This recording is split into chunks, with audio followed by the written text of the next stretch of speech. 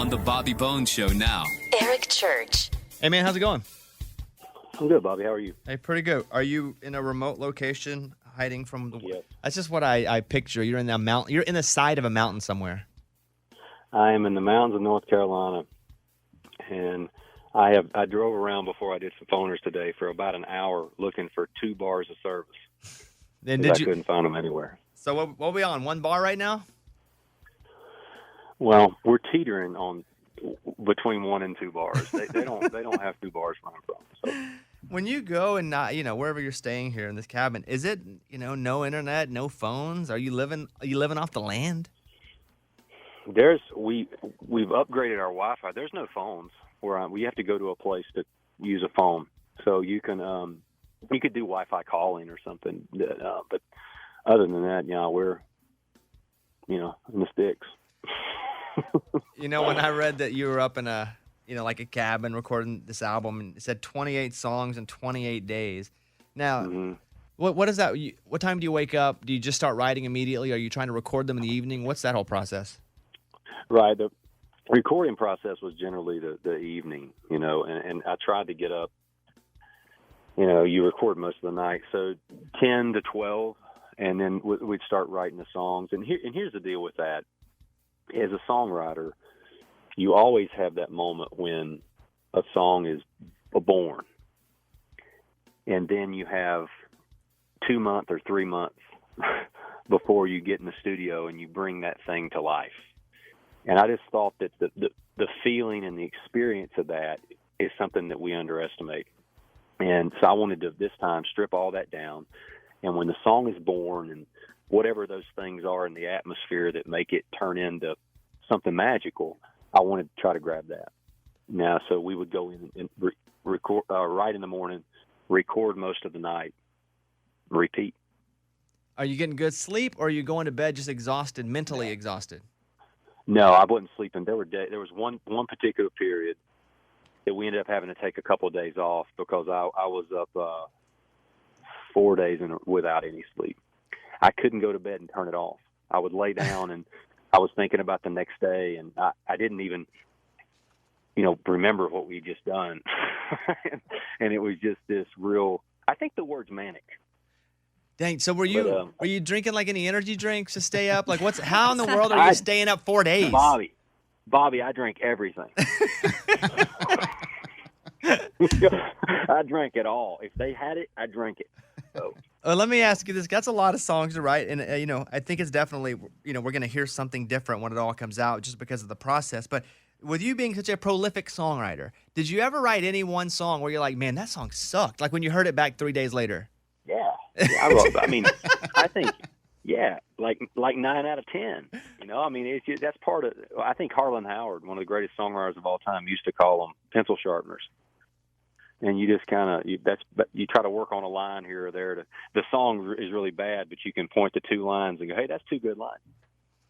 You ever taken a song? Okay, that leads me to an interesting question. You ever have a song where you're like, man, this song just isn't that good, but you would pull from it and put it in a song that ended up being a big song for you? Yes. Yeah, I've done that. I've borrowed from myself quite a bit. Did you sue yourself by any chance? And do you own half of your publishing because of that? We settled out of court. Hey, what are you doing for 4th of July, Eric? We're actually up in the mountains of North Carolina at the place we stay at in the summer, and we're just going to go watch some fireworks, and just grill out and hang out with the kids. Whenever we played, Stick That in Your Country song, we started to see people talk about it immediately, blogs and radio folks and TV folks. Do you log on at any point and go, well, let me just see what everybody's saying? I don't. I never really have. I don't even know how to get on any of my social media stuff, but which is good. But I think with this song, I've never seen a song that when we recorded this in January become more relevant as the world changes. I've never encountered that in my career. So if you think about when we finished this song, and you think about the lyrics of this song, think about where you are in January and where we are now. And sometimes songs are meant to be, and they're meant to be in a certain time that they're meant to be in. And I have not encountered that in my career until now. That's pretty wild that we kind of grew into the song meaning more. The song is more relevant since, because if you recorded that in January, that's pretty wild. I mean, art imitates life. So, in a situation like this, it was bizarre to me to see this thing just evolve. And I love that. I get escapism. I get the reason that we turn to music and we turn to books and we turn to art for escapism. I understand that. But sometimes you got to be reminded of what you're trying to escape from. And I think that this song is a real reminder of that. If you play 20 songs in the hour, you can play 19 escapism, and this is going to be enough to weight the other side down, just to keep it that way. But I think that's important as a society. It's a lot of songs. When we're talking about all these songs you're writing and recording, what are we talking, a double album, a triple album, the first ever quadruple album? What are we looking at here? Yeah, there's 28 songs. I'm still working on, the great thing about this with the pandemic and stuff is I've been able to spend a lot of time alone with the songs. Normally I come back from a project like this and the label can't wait to hear it. And, all these people, they're pulling at me to hear it.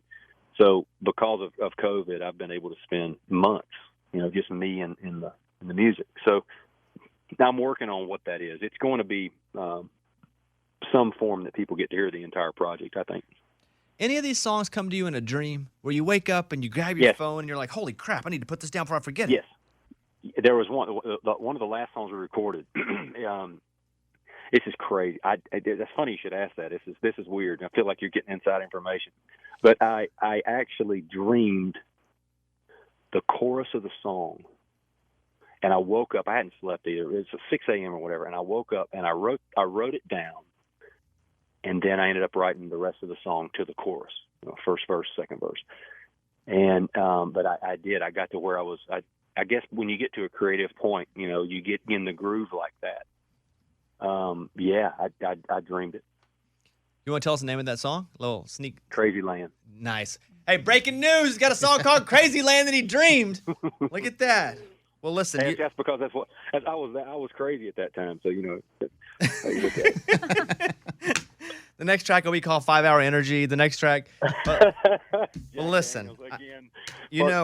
I'm a fan. I love it. I love when you have new music coming out. I'm always excited about this stuff, especially from you, because it's always a little bit different. It's all we never can quite know what to expect. And you'd said maybe in an interview or Instagram, this is just a tip of what we're expecting. My final question is, what in the world did that mean? This is just a tip. Well, I think this is a great first stick point to what is going to be a lot of music and is going to be a very long process. I don't want to go very much into that, but it's going to be it's the most special project of my career, and we're going to treat it that way. So I think that this is something we're going to have a lot of fun with over the next period of time, whenever we get to go back and be somewhat normal. All right. In conclusion, Eric Church, what is your phone's lock screen picture? This is the last thing I'm going to ask you. When you push that button, what's your picture on your phone? It's a picture of me and my two boys on one of our couch back in Nashville. Dang. I have the same picture with, well, I'm alone, but I have the same picture of me on my couch. Yeah. Hey, Eric, good to talk to you. Love when you have new music that comes out, and hopefully when things normalize, I'll see your face. All right, man? That'd be great. Thanks, Bobby. I appreciate it. See you, Eric. Thanks.